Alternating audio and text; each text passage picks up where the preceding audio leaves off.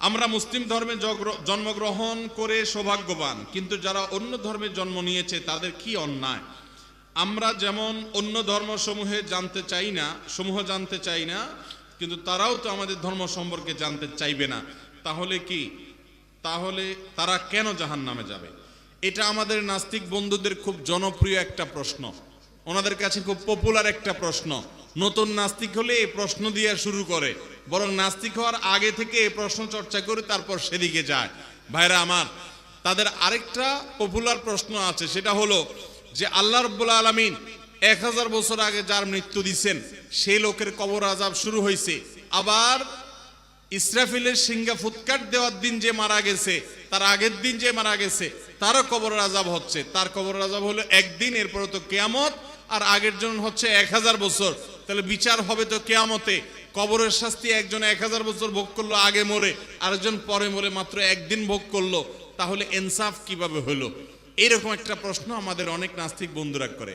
আমি বলি, ভাই, একজনকে আমার সামনে নিয়ে আসেন, এরে আমি গুনে 2 ঘন্টা ধরে 200টা ঘুষি দিব, 2 ঘন্টা ধরে গুনে।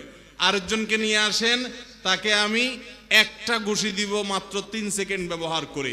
আমার ওই পরের ঘুষিটা ওই লোকরে 200 কোটি ঘুষি দেওয়ার চাইতে ওজনই হবে, ব্যথা হবে, এর হাড্ডিও ভেঙে যেতে পারে। সম্ভব কি সম্ভব না? তা আমি যদি এই ব্যালেন্সটা করতে পারি, আল্লাহ রাব্বুল আলামিন 1000 বছর আগে না, লাখ বছর আগে কে মারা গেছে, আর কে কত বছর পরে মারা গেছে, তাকে শাস্তি কাকে কতটুকু দিতে হবে, কিভাবে ব্যালেন্স করতে হবে, কিভাবে কার কতটুকু হক তাকে ততটুকু দিতে হবে, এটা আল্লাহ রাব্বুল আলামিনের জন্য সম্ভব না অসম্ভব? আল্লাহর জন্য এটা মেনটেন করা সম্ভব কি সম্ভব না?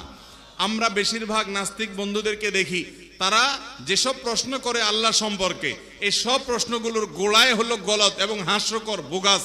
এর কারণ হলো তারা দেখা যায় আল্লাহ রাব্বুল আলামিনকে তাদের নিজেদের কাতারে এনে নিজের সাথে কম্পেয়ার করে, তুলনা করে, বলে যে আচ্ছা বুঝলাম, আল্লাহ আমাদের সৃষ্টিকর্তা, তাহলে আল্লাহর সৃষ্টিকর্তাকে। এরকম প্রশ্ন করে কি করে না? আরে ভাই, এই প্রশ্ন আল্লাহর জমিনের সবচেয়ে হাস্যকর প্রশ্নগুলোর একটা। কেন? কারণ আল্লাহর সৃষ্টিকর্তাকে এই প্রশ্ন করার মানে হলো আপনি ধরেই নিয়েছেন যে আমরা যেরকম আল্লাহর সৃষ্টি, আল্লাহও এরকম সৃষ্টি। আল্লাহ কি সৃষ্টি না স্রষ্টা? আল্লাহ কি সৃষ্টি না স্রষ্টা? যদি স্রষ্টা হয়, স্রষ্টার আবার স্রষ্টা খোঁজা, এর চাইতে বড় মাতলামি পাগলামি আর কি হতে পারে? যিনি সৃষ্টি নন, তার আবার স্রষ্টা কোত্থেকে আসবে? যদি আপনি তার স্রষ্টা খোঁজেন, তাহলে তো আমি একই প্রশ্ন করব, তাহলে তার আবার স্রষ্টা কি হবে, তার আবার স্রষ্টা কি হবে? এভাবে তো অনাদি অনন্তকাল পর্যন্ত চলতে থাকতে হবে। সেটা তো কোনোদিন সম্ভব বা যৌক্তিক হতে পারে না।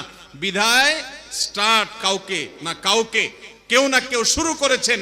এই জন্য আল্লাহ বলেছেন কোরআনে, হুয়াল আউয়ালু ওয়াল আখিরু ওয়াজ জাহিরু ওয়াল বাতিনু, তিনিই শুরু, তিনিই শেষ, তারপরে কেউ নাই, তার আগেও কেউ নাই, তিনি জাহের, তিনি বাতিন।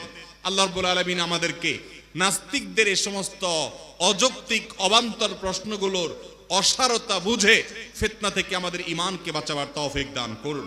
তো যে ভাই প্রশ্ন করেছেন যে হিন্দুদের বা অন্যদেরকে, যাদেরকে আল্লাহ তাআলা অন্য ধর্মে মা বাবা সেখানে জন্মগ্রহণ করিয়েছেন আর আমাদেরকে মুসলমান জন্মগ্রহণ করিয়েছেন, তাহলে আমরা তো এক্সট্রা অ্যাডভান্টেজ পেলাম, তারা তো সেটা পেল না, তাহলে তাদের আযাব হবে কেন? তাদেরকে আল্লাহ তাআলা বিবেক দিয়েছেন না দেন নাই? যদি কেউ হিন্দুর ঘরে জন্মগ্রহণ করে, জন্ম থেকেই অসুস্থ বিবেক নিয়ে বা অসুস্থ মাথা নিয়ে, মস্তিষ্ক নিয়ে জন্মগ্রহণ করেন, তাহলে সেক্ষেত্রে আল্লাহর কাছে তিনি কাফের হিসাবে শাস্তি পাবেন না।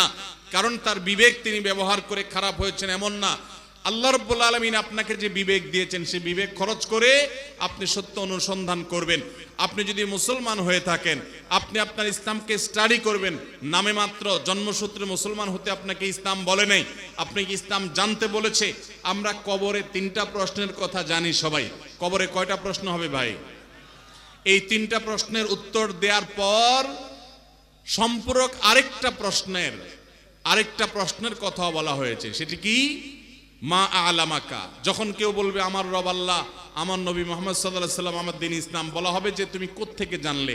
তখন কিছু লোক বলবে যে আমি আল্লাহর কিতাব পড়েছি সেখান থেকে পেয়েছি, আবার কিছু লোক বলবে যে সামিআতুন নাস ইয়াকুল, দেখছি সবাই বলে সমাজে তাই আমি বলছি।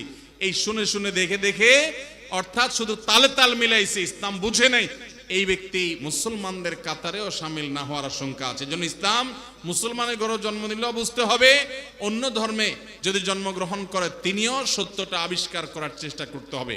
আল্লাহ যে বিবেক দিয়েছেন সেটা খাটাতে হবে, ব্যবহার করতে হবে, এটার জন্য তিনি জিজ্ঞাসিত হবেন।